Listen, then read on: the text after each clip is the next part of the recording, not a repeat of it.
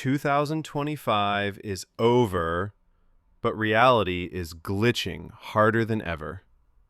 AI flooded the internet, bots everywhere, deepfakes fooling everyone. The dead internet isn't theory anymore. It's 2025 reality. People trapped in repeating days, strangers saying the exact same lines. Reddit exploded with time loop stories, like the simulation is lagging. Show repeating clips or frozen moments. Empty offices turning into endless backrooms. Found footage of places that shouldn't exist. Channels dropped huge 2025 glitch compilations. Objects vanishing, crowds freezing, reality rewriting itself. The system is corrupted. 2026 equals full reset? This happened to you this year?